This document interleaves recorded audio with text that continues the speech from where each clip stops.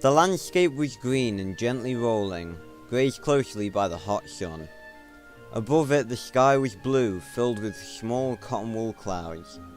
It was quiet, as were all of the mornings during this long summer vacation, when even the birds seemed lazy. In the middle of the peaceful valley was a small garden by a river that flowed past an unusual looking house. It had a long balcony and was made entirely of wood. To one side stood a large garage with a huge wooden water tank perched on top.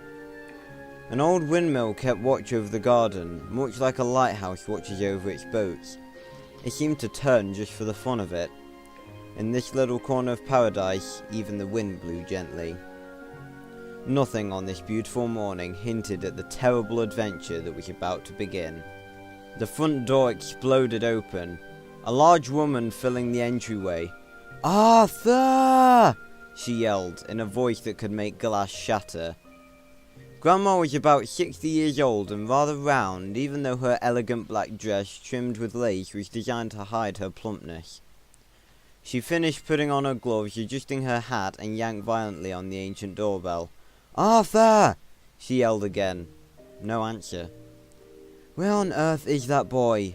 And the dog? Has Alfred disappeared too?" Grandma grumbled like a distant storm as she went back into the house. Inside, the wooden floor gleamed with polish, and lace seemed to have conquered all of the furniture, the way that ivy takes over walls. Grandma put on her house slippers and crossed the room, muttering, "An excellent watchdog, you'll see. How did I ever fall for that?" She huffed up the stairs. "Wonder what exactly he's watching, this watchdog. He's never in the house to watch it. He and Arthur just breeze through," she grumbled, opening the door to Arthur's bedroom. Still no sign of Arthur. "Do you think it bothers them that their poor grandmother must run after them all day long?"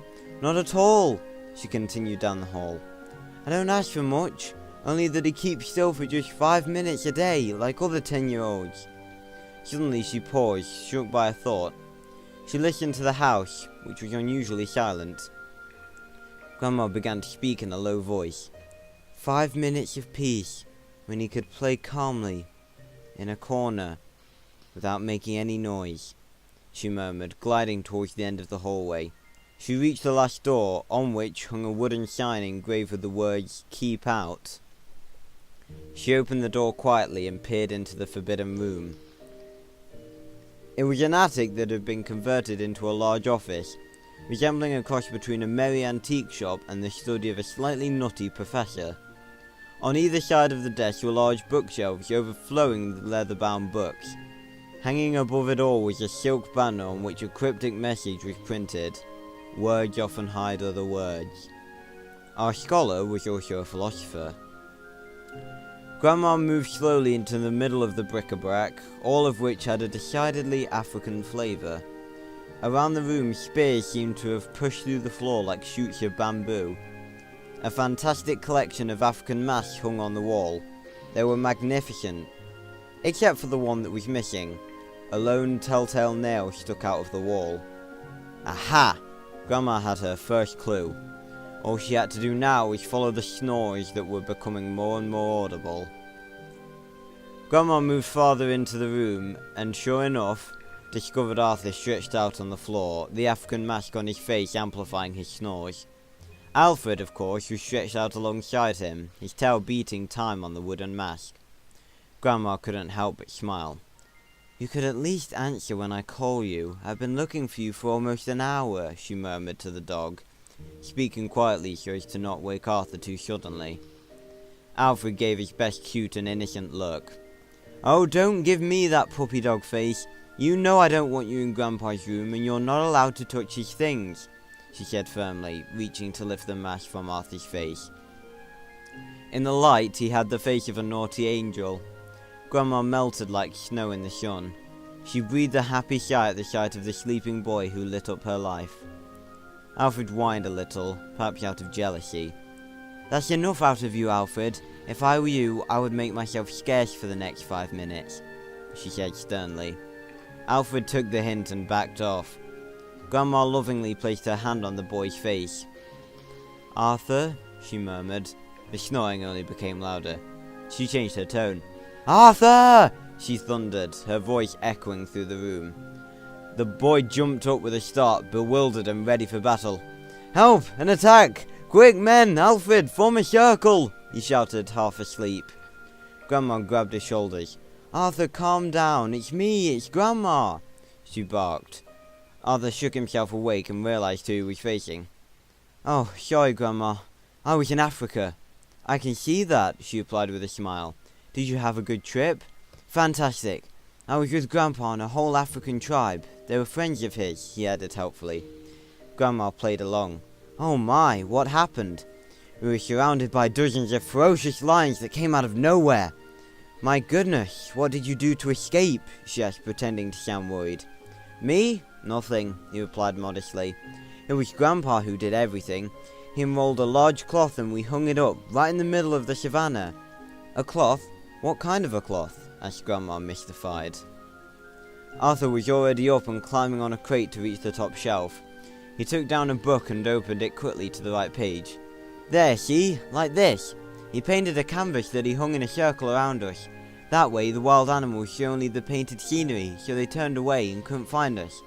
It was as if we were invisible," he concluded with satisfaction. "Invisible, perhaps, but not odorless," Grandma responded. Arthur stared at her blankly. "Did you take your shower this morning?" she asked. "Well, I was about to, but then I found this book. And it was so interesting that I forgot everything else," he confessed, leafing through the pages. "Look at all these drawings. This is the work that Grandpa did for the most isolated tribes. Hardly anyone else has ever seen or heard of them." Grandma glanced down at the drawings, which she knew by heart. "What I see is that he was more interested in African tribes than in his own," she replied with a smile. Arthur was immersed in the drawings. "Look at this one. He dug a super deep well and invented an entire system with bamboo to transport water more than a mile away." "It's ingenious, I know, but to be fair, the Romans invented that system long before he did. They're called pipelines," Grandma reminded him. This was a page of history that Arthur had totally missed. "The Romans? I've never heard of that tribe," he said. Grandma smiled. "It was a very old tribe that lived in Italy a long time ago," she explained. "Their chief was named Caesar." "Like the salad?" Arthur asked. "Yes, like the salad," replied Grandma, smiling once again. "Come on, let's straighten up. We have to go into town to do some shopping." "Does that mean no shower today?" asked Arthur with delight. "No, it just means no shower right now. You can take one when we get back. Now hurry up," Grandma ordered. Arthur carefully rearranged the books that he had scattered while Grandma put back the African mask. They had a proud look, all these warriors' masks, which had been given to her husband as a sign of friendship by various tribes. Grandma gazed at them a moment, remembering the adventures that she had shared with her husband, who had been missing now for 4 long years. Nostalgia overwhelmed her and she let out a deep sigh as long as a memory. "Grandma, why did Grandpa leave?" The question resonated in the silence. She glanced over at Arthur, who was staring up at the portrait of Grandpa in his helmet and full colonial garb. Grandma searched for the right words. She always had trouble when emotion was too close to the surface. She moved towards the open window and took a deep breath. "That, Arthur, is something I would really like to know," she answered, closing the window. She remained there for an instant, looking down at the garden. An old garden gnome smiled up at her from the foot of an imposing oak that overlooked the place. How many memories had this old oak accumulated during its lifetime? It could probably tell this story better than anyone, but it was Grandma who continued. "Grandpa spent a lot of time in his garden, near that old oak tree that he loved so much. He said that it was 300 years older than he was, and so it must have a lot of things to teach him." Without making a sound, Arthur perched on the edge of a chair, anticipating a story.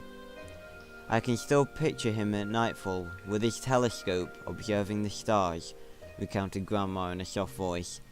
"The full moon was shining. It was magnificent. I could watch him for hours when he was like that, passionate, fluttering like a butterfly excited by the light." Grandma smiled, replaying the scene in her memory. Then her smile faded and her face grew hard. "And then one morning, both he and the telescope were gone. Disappeared. That was almost 4 years ago." Arthur was a bit stunned. He disappeared just like that? Without a word? A note? Without anything? Grandma nodded sadly. It must have been something very important for him to leave like that, without telling us, she said with a touch of humour. She clapped her hands as if she were popping a soap bubble to break a magic spell. Come on, we're going to be late. Go put on your jacket. Arthur ran happily towards his room. Only children seem to have this ability to shift so quickly from one emotion to another, as if the heaviest things do not really have any weight before the age of 10. Grandma smiled at this thought. For her, it was often difficult to forget the weight of things, even if only for a few minutes. Grandma adjusted her hat one more time. She crossed the front garden towards her faithful old Chevrolet pickup. Arthur wriggled into his jacket as he ran up to the passenger side. A trip in this vehicle was like a journey on an antiquated spaceship, worthy of space pioneers, always an adventure. Grandma fiddled with 2 or 3 buttons and turned the key, which was as stubborn as a stuck doorknob. The motor coughed, crackled, then raced, jammed, became blocked, cleared itself, revved up, and finally started. Arthur loved the hum of the old diesel engine, which sounded very much like a manic washing machine. Alfred the dog, on the other hand, kept his distance from the truck, as if he couldn't understand why there needed to be all this noise for so little result. Grandma addressed him through the window. "Excuse me, Alfred, would it be possible, if it's not too much trouble, for you to do me a very big favour?" The dog lifted one ear. He knew well that favours were often associated with rewards. "Watch this house!" she ordered. The dog barked, not really sure what he was agreeing to. "Thank you, that is very kind of you," Grandma responded. She released the emergency brake, shifted the Chevrolet into gear, and rolled towards the road. A cloud of dust bloomed in the slight wind that blew over the countryside. The truck travelled over the green hills, taking the small twisting road to civilization, or the nearest thing to it. The town was not big, but it was very pleasant. Almost all of the shops and merchants could be found on the wide main street. Grandma parked in front of a store that, without a doubt, was the largest in the town. An imposing sign announced the name of the owner and its purpose. Davidoff Corporation, food suppliers, which meant that it covered a lot. Arthur liked going to the supermarket. It was the most modern store in this friendly little town, the closest thing he had to a space station, and since he imagined himself to be travelling by spaceship, there was a certain logic to his thoughts, even if it was a logic that only children could comprehend. Grandma primped a little before she got out of the car, knowing she would run into her friend Martin, the police officer. Martin was around 40 years old, rather jovial, with hair that was already turning grey. He had the look of a cocker spaniel, but a smile that saved everything. He hurried over and opened the supermarket door for Grandma. "Thank you, officer," said Grandma politely, pleased by his gentlemanliness. "You're welcome, Mrs. Susho. It is always a pleasure to see you in town," he added. "It is always a pleasure to run into you here, officer," replied Grandma, happy to play along. Martin twisted his hat in his hands, as if he had run out of conversation. "Do you need anything out there? Is everything alright?" "Well, there's no lack of chores, but it certainly prevents boredom. And then I have my little Arthur. It's nice to have a man around the house," she added, ruffling her grandson's hair. Arthur hated it when people patted him on the head. It made him feel like a stuffed toy. He pulled away with a frown, and this was all it took to make Martin even more nervous and awkward. "And the dog that my brother showed you, is he working out well?" "Better than that. He's a real beast," Grandma said with a chuckle. "Fortunately, my little Arthur, who knows so much about Africa, was able to tame him, thanks to the techniques he learned there," she said. "The animal is now well trained, even though we know that the wild beast is still sleeping inside him. Sleeping rather a lot, in fact," she added teasingly. "Good, good, I am delighted," Martin stammered, as if he were not quite sure this was the right thing to say. He continued regretfully. "Yes, well, goodbye, Mrs. S." "Goodbye, officer," Grandma replied with a friendly nod. Martin watched them pass and gently let go of the door, the way one lets go of a sigh. Arthur used all of his strength to separate 2 shopping carts, which were evidently madly in love with each other. He found his grandmother already in one of the 4 aisles, shopping list in hand. Arthur let his feet slide to slow down his cart. He moved close to his grandma in order not to be overheard by anyone else. "Grandma, wasn't that police officer flirting with you just a little?" he said bluntly. "Arthur, where did you learn that word?" she asked. "Well, it's true, isn't it? As soon as he sees you, he starts strutting like a duck and acting as if he's going to eat his hat. Mrs. S this and Mrs. S that." "Arthur, stop," Grandma said. "Let's have some decorum. We do not speak about people by comparing them to ducks." Arthur shrugged. He wasn't convinced that he'd been rude. All he'd done was point out the truth. Grandma calmed down. "He's very nice to me, as is everyone in the village," she explained in a serious voice. "Your grandfather was well liked here because he helped people with his inventions just as he did in the villages in Africa. And when he disappeared, people like Martin were a great comfort to me." The conversation had turned somber. Arthur felt it and stopped squirming. "Believe me, without their kindness, I would probably not have been able to stand the loneliness," Grandma admitted. Arthur remained silent. You don't always know what to say, and that's true whether you're 10 years old or 100. Grandma patted his head affectionately and handed him the shopping list. "Here, I'll let you do the rest. I know you like to. I have to go find something at Mrs. Rosenberg's. If you finish before I do, wait for me at the checkout." Arthur nodded, already delighted at the prospect of travelling the aisles aboard his iron vessel on wheels. "Can I buy some straws?" he asked. Grandma gave him a big smile. "Of course, dear, as many as you like." That was all he needed to hear. He set off down the aisle with a grin. Grandma left the store and crossed the main street, being careful to look right and left, even if it wasn't absolutely necessary, given the rather light traffic in this town. Perhaps it was a reflex from an earlier time, when she and her husband had travelled in the great capitals of Europe and Africa. She entered the Rosenberg small hardware store, where even the doorbell had a story all its own. She was on a mission. It was Arthur's birthday, and she had planned a special surprise. Mrs. Rosenberg appeared, popping out like a jack-in-the-box. She had been at the window for an hour, waiting for her friend to arrive. "He didn't follow you, did he?" she asked, too excited to say hello. Grandma gave a quick glance back over her shoulder. "No, I don't think so. I don't think he suspects anything." "Perfect! Perfect!" The merchant bounced as she went back into the store. She bent behind the imposing counter, took out a package wrapped in brown paper, and placed it delicately on the old wood surface. "Here you are. Everything's there," she said with a smile that made her look as if she were 5 years old. "Thank you, you're wonderful. You cannot know how you have helped me with my surprise. How much do I owe you?" "What do you think? Nothing. I had a great time." Grandma was caught off guard, and her excellent upbringing forced her to insist. "Mrs. Rosenberg, that is very kind, but I cannot accept." Mrs. Rosenberg was already handing her the package. "Go on, don't argue, and hurry before he suspects something." She hustled her friend to the door. The two old ladies exchanged knowing smiles.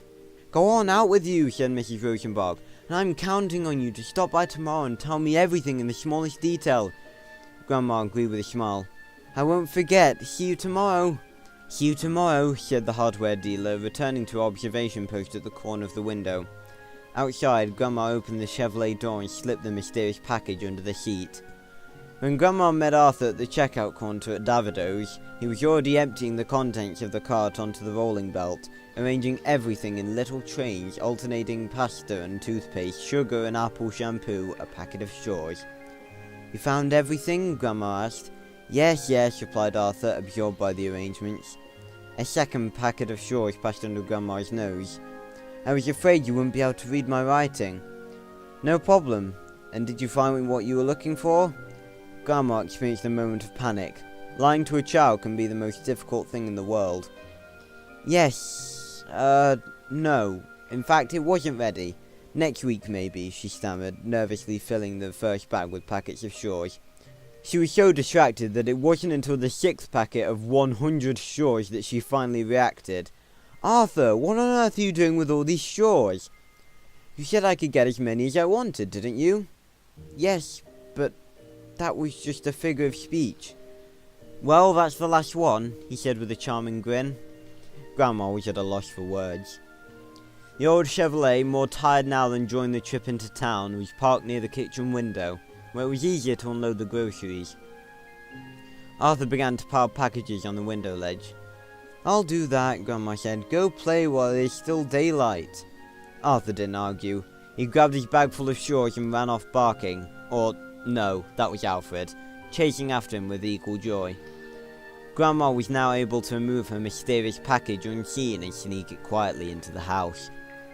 Arthur turned on the long fluorescent light in the garage, which crackled a bit before lighting up the room. Out of habit, he grabbed a dart near the door and sent it flying to the opposite side of the room. Bullseye! "Yes!" he cried, waving his arms in a victory sign. He crossed the room to the workbench, which was littered with bits and pieces of a strange contraption. It consisted of several pieces of bamboo carefully cut lengthwise and pierced with small holes all over. Arthur enthusiastically opened each packet of straws, one by one. They were all kinds, in all sizes and colours. He hesitated before selecting the first one, the way a surgeon chooses a scalpel before beginning an operation. He finally chose one and tried to fit it into the first hole in one of the pieces of bamboo. The hole was just a bit too small. No problem.